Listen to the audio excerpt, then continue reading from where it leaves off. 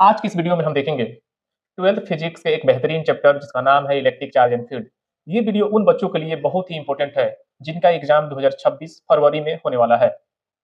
इस वीडियो में हम देखेंगे इंपॉर्टेंट क्वेश्चन जो एग्जाम के लिए बहुत ही इंपॉर्टेंट हो, ऐसा यूनिट, डायमेंशन और फार्मूला। तो चलिए स्टार्ट करते हैं। मैं एमडी आलम सर और आप बने रहिए foundation physics with MD Alam sir के साथ। पहले हम देखेंगे इस चैप्टर का फार्मूला। पहला फार्मूला जो हमारा है इलेक्ट्रिक चार्ज है। इलेक्ट्रिक चार्ज का हम फार्मूला जानते हैं, Q इक्वल टू एन होता है। एन जो आपका है इंटीजर है और ई जो है आपका एलिमेंट्री फंडामेंटल चार्ज है और ई का जो वैल्यू होता है 1.6 मल्टीप्लाई बाई 10 के पावर माइनस 19 कूलम होता है। अब देखेंगे हम चार्ज का ऐसा यूनिट। चार्ज का जो ऐसा यूनिट होता है कूलम होता है और इसका डायमेंशन जो होता है 80 होता है। कभी कभी चार्ज का सीजीएस यूनिट भी आपसे पूछा जा सकता है। सीजीएस यूनिट जो होता है स्टैटिक कूलम होता है। चार्ज का जो सीजीएस यूनिट होता है स्टैटिक कूलम होता है। और कभी कभी आपसे ये भी पूछा जा सकता है कि एक कूलम में कितना स्टैटिक कूलम होता है, तो एक कूलम में 3 मल्टीप्लाई बाई 10 के पावर 9 स्टेट कूलम होता है। अब हम देखेंगे यहाँ पे ये जो हमारा टॉपिक है इसका नाम है कूलम्स लॉ। कूलम्स लॉ में जो फोर्स का फॉर्मूला मिलता है उसका वैल्यू होता है 1/4 pi epsilon not, 1/4 pi epsilon not Q1 Q2 बटा में R स्क्वायर। और इसमें जो फोर्स का ऐसा यूनिट होता है न्यूटन होता है और इसका डायमेंशन जो होता है ML T इनवर्स 2 होता है। ठीक है, जैसे ही हम इस चैप्टर में आगे बढ़ेंगे तो एक और टॉपिक मिलता है जिसका नाम होता है इलेक्ट्रिक फील्ड। इलेक्ट्रिक फील्ड का जो फॉर्मूला होता है फोर्स बटा चार्ज होता है और इसका जो एस यूनिट होता है न्यूटन पर कूलम होगा। इसका जो एस यूनिट होता है न्यूटन पर कूलम होता है या वोल्ट पर मीटर होता है। और पॉइंट चार्ज के लिए जो इलेक्ट्रिक फील्ड का वैल्यू होता है उसका फॉर्मूला यहाँ पे है 1/4 पाई एप्सिलॉन नॉट Q बटा में R स्क्वायर होता है। ठीक है, ये जितने भी आपको हम बता रहे हैं ये रिवीजन है आपका। ये वन शॉट जब मेरा वीडियो आप देखिएगा तो आपका पूरा चैप्टर कवर हो जाएगा। अब आपका इलेक्ट्रिक फील्ड का डायमेंशन पूछेगा। इलेक्ट्रिक फील्ड का जो डायमेंशन होता है फोर्स बटा चार्ज से निकल के आता है। फोर्स का जो डायमेंशन होता है ML T इनवर्स 2 होता है और चार्ज का 80 होता है। जब इसको सॉल्व करेंगे तो हमारा डायमेंशन यहाँ पे मिल जाएगा ML T inverse 3 A inverse 1। अब इस चैप्टर में हम देखेंगे इलेक्ट्रिक फ्लक्स का फॉर्मूला, इसका ऐसा यूनिट और डायमेंशन। इसका जो फॉर्मूला होता है E डॉट A होता है। E जो आपका इलेक्ट्रिक फील्ड इंटेंसिटी और A आपका एरिया है, दोनों के डॉट प्रोडक्ट को हम इलेक्ट्रिक फ्लक्स बोलेंगे। और जब डॉट प्रोडक्ट से हमको मिलेगा यहाँ से E cos थीटा और इसका ऐसा यूनिट जो होता है न्यूटन मीटर स्क्वायर पर कूलम होता है। न्यूटन मीटर स्क्वायर पर कूलम होता है और इसका जो डायमेंशन इसका जो होता है ML/Q T inverse 3 A inverse 1 होता है। अब होता है गॉस लॉ। कह रहा है Gauss law close integral E dot dA equal to होता है Q बाई एप्सिलॉन नॉट। ये रिलेशन ऑब्जेक्टिव क्वेश्चन में डायरेक्ट देकर आपसे गॉस थ्योरम पूछा जा सकता है। इसके बाद है आपका परमिटिविटी ऑफ फ्री स्पेस, जो आप देखे कूलम्स लॉ में आया था 1/4 पाई एप्सिलॉन नॉट में। तो एप्सिलॉन नॉट को हम बोलेंगे परमिटिविटी ऑफ फ्री स्पेस और इसका जो वैल्यू होता है परमिटिविटी ऑफ फ्री स्पेस का 8.85 इंटू 10 के पावर माइनस 12 कूलम स्क्वायर पर न्यूटन पर मीटर स्क्वायर होता है। इसका डायरेक्ट ऐसा यूनिट भी आपसे एग्जाम में पूछा जा सकता है। और इसका एक और यूनिट होता है फर्मी पर मीटर। और एप्सिलॉन नॉट का डायमेंशन बहुत ही एग्जाम के लिए इंपॉर्टेंट है, जो ऑब्जेक्टिव क्वेश्चन में या सब्जेक्टिव क्वेश्चन में आ सकता है direct. M inverse 1 L inverse 3 T4 A square होता है। ये बहुत इंपॉर्टेंट है। इस डिस्ट्रीब्यूशन ऑफ इलेक्ट्रिक चार्जेस में सबसे पहले होता है लीनियर चार्ज डेंसिटी। ठीक है ना, लीनियर चार्ज डेंसिटी, और इसको लेमडा से रिप्रेजेंट करेंगे। चार्ज पर यूनिट लेंथ को हम लीनियर चार्ज डेंसिटी बोलेंगे। इसका ऐसा यूनिट आपसे कई बार एग्जाम में पूछा जा चुका है, इससे पहले जितने भी एग्जाम हुआ है। इसका ऐसा यूनिट होता है कूलम पर मीटर और इसका डायमेंशन होता है AT/L inverse 1।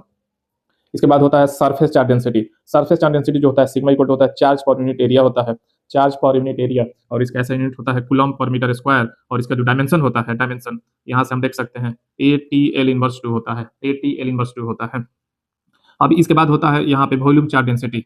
Volume charge density rho equal to होता है चार्ज पर यूनिट वॉल्यूम। अब इसका ऐसा यूनिट होता है कूलम पर मीटर क्यूब और इसका डायमेंशन हम निकाल सकते हैं यहाँ से। फॉर्मूला से डायमेंशन जब निकालेंगे तो हमको मिलेगा AT/L इनवर्स 3।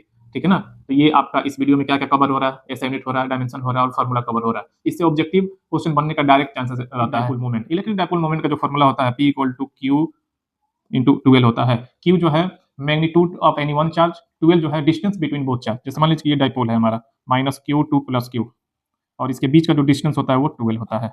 और इलेक्ट्रिक डायपोल का जो ऐसा यूनिट होता है कूलम मीटर होता है, कूलम मीटर होगा। ठीक है ना, और इसका डायमेंशन जो होता है AT/L होता है और इसका जो नेचर होता है वो वेक्टर होता है। अब हम देखेंगे electric field due to dipole. Dipole का हम देखेंगे कि इलेक्ट्रिक फील्ड कितना होता है। तो इसमें कंडीशन होता है, सबसे पहले होता है एक्सियल पोजीशन। एक्सियल पोजीशन में हम देखेंगे इलेक्ट्रिक फील्ड इंटेंसिटी का जो फार्मूला है कितना होता है, तो 1/4 पाई एप्सिलॉन नॉट और ये होता है 2P/R3। ये डायरेक्ट इससे ऑब्जेक्टिव क्वेश्चन या कभी कभी ये जो फार्मूला है आपसे डेरिवेशन करके भी पूछा जा सकता है। इसके बाद होता है इक्वेटोरियल पोजीशन। इक्वेटोरियल पोजीशन में जो इलेक्ट्रिक फील्ड का फार्मूला होता है 1/4 पाई एप्सिलॉन नॉट और P/R3 होता है। इसके बाद हम आगे बढ़ेंगे तो कह रहा है टॉर्क ऑन डायपोल। डायपोल पर टॉर्क कितना होता है, तो यहाँ से टाउ बराबर पी साइन थीटा। कभी कभी इसको वेक्टर फॉर्म में आपसे पूछा जा सकता है, तो टाउ बराबर ही हो जाएगा पी क्रॉस ए, क्योंकि क्रॉस प्रोडक्ट में साइन थीटा आता है।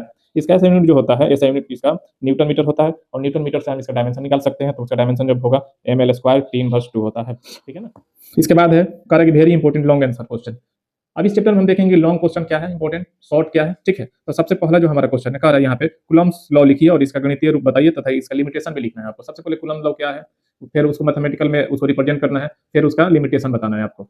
उसके बाद है आपका इलेक्ट्रिक फील्ड क्या है, आपसे पूछ रहा है कि इलेक्ट्रिक फील्ड क्या है, और आवेश के कारण विद्युत क्षेत्र का व्यंजक प्राप्त करना है। उसके बाद है यहाँ पे कह रहा है कि इलेक्ट्रिक फ्लक्स क्या है, इसका ऐसे यूनिट आपसे पूछा जा रहा है। उसके बाद का जो क्वेश्चन है आपका, कह रहा है यहाँ पे गॉस लॉ का कथन लिखिए, यानी इसका स्टेटमेंट पूछ रहा है कि गॉस लॉ क्या है तथा इसके गणितीय रूप समझाइए, उसका मैथमेटिकल जो फॉर्म है वो क्या होता है उसको समझाना है आपको। उसके बाद कह रहा है यहाँ पे 5 नंबर क्वेश्चन की गॉस लॉ का उपयोग करके, जो गॉस लॉ है हमारा उसको उपयोग करके अनंत लंबी सीधी आवेशित तार पे उसका एक्सप्रेशन फाइंड करना है। समान रूप से आवेशित ठोस गोलों के कारण इलेक्ट्रिक फील्ड आपको फाइंड करना है।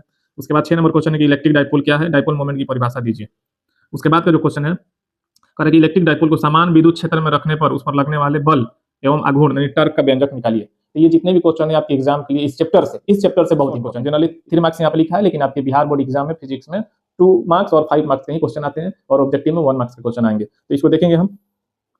इलेक्ट्रिक फील्ड लाइंस क्या है, इसके 3 गुण लिखिए। ये 2 नंबर क्वेश्चन में आपका इंपॉर्टेंट है। कह रहा है कि इलेक्ट्रिक फील्ड यानी विद्युत क्षेत्र रेखा क्या है, इसका प्रॉपर्टीज आपको सिर्फ 3 ही लिखना है। उसके बाद कंडक्टर और इंसुलेटर में आपको अंतर पूछ रहा है यहाँ पे। इलेक्ट्रिक चार्ज की क्वांटिजेशन और कंजर्वेशन को समझाइए। इलेक्ट्रिक चार्ज पढ़ेंगे, उसका प्रॉपर्टीज पढ़ेंगे, तो उसमें क्वांटाइजेशन ऑफ चार्ज और कंजर्वेशन ऑफ चार्ज पढ़ना रहता है।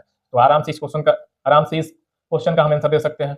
इसके बाद है डाइपोल मोमेंट का ऐसा यूनिट क्या है। उसके बाद है इलेक्ट्रिक फील्ड और फोर्स के बीच आपको रिलेशन फाइंड करना है। इसके बाद है आपका यहाँ पे क्वेश्चन कर रहा है कि गॉस लॉ और कूलम्ब्स लॉ में आपको रिलेशन बताना है, संबंध पूछ रहा है क्या है। Very short answer question, generally ये ऑब्जेक्टिव में भी आ सकता है या शॉर्ट क्वेश्चन यानी 2 मार्क्स में भी आपसे पूछा जा सकता है। पहला क्वेश्चन है इलेक्ट्रिक चार्ज का ऐसा यूनिट क्या है। दूसरा क्वेश्चन है शॉर्ट का, एक कूलम्ब चार्ज का मान इलेक्ट्रॉनों की संख्या में क्या है, यानी जो एक कूलम्ब चार्ज है उसका जो वैल्यू है इलेक्ट्रॉनों की संख्या में इसका वैल्यू क्या है, आपको ये फाइंड करके बताना है। इलेक्ट्रिक फील्ड का ऐसा यूनिट आपको पूछ रहा है, क्या स्थिर आवेश कण विद्युत क्षेत्र उत्पन्न कर सकता है। उसके बाद करें कि इलेक्ट्रिक फील्ड जीरो कब होता है, जो इलेक्ट्रिक फील्ड है वो जीरो कब होता है। उसके बाद कह रहा है यहाँ पे कि इलेक्ट्रिक फ्लक्स का सूत्र लिखिए, इलेक्ट्रिक फ्लक्स का फॉर्मूला क्या है इसको आपको बताना है। उसके बाद है यहाँ पे कह रहा है न्यूमेरिकल बहुत ज्यादा इंपॉर्टेंट है, न्यूमेरिकल जो है आपके एग्जाम के व्यू से बहुत ही इंपॉर्टेंट है। पहला क्वेश्चन है, कह रहा है 2 बिंदु आवेश के बीच बल आपको फाइंड करना है, ये कूलम्ब पे डायरेक्ट आधारित है। इसके बाद है कि किसी बिंदु पर इलेक्ट्रिक फील्ड गणना कीजिए, यानी कैलकुलेशन करने के लिए कह रहा है। उसके बाद है इलेक्ट्रिक डाइपोल के एक्सियल या इक्वेटोरियल पोजीशन पर फील्ड निकालना है आपको, ठीक है। उसके बाद का जो आपका पॉइंट है यहाँ पे कह रहा है कि गॉस लॉ से स्फीयर के अंदर या बाहर फील्ड निकालने पर आधारित क्वेश्चन आपसे पूछा जा सकता है आपके एग्जाम में। अब बिहार बोर्ड के लिए कुछ exam tip, derivation plus diagram आपको फुल नंबर देंगे, यानी कोई भी अगर क्वेश्चन है उसका डायग्राम अगर वहां पे कह रहा है बनाने के लिए तो आप कंप्लीट बनाइए। गॉस लॉ से न्यूमेरिकल एकदम पक्का आएंगे, ठीक है ना, जरूर आते हैं। जो गॉस लॉ है उसके एप्लीकेशन पे या गॉस लॉ पे डायरेक्ट आपसे न्यूमेरिकल पूछा जा सकता है। उसके बाद यूनिट्स ऑफ डिफिनीशन में स्पेलिंग स्टेप साफ रखना है आपको। इलेक्ट्रिक फील्ड लाइंस पर डायग्राम जरूर, अगर मान लीजिए कि इलेक्ट्रिक फील्ड लाइंस पे क्वेश्चन पूछ रहा है तो डायग्राम के साथ हम उस क्वेश्चन को एक्सप्लेन करेंगे, ठीक है। तो आप बने रहिए foundation physics with MD Alam sir के साथ। इसके बाद का जो चैप्टर है उसका नाम है electric potential and capacitance. Thank you very much.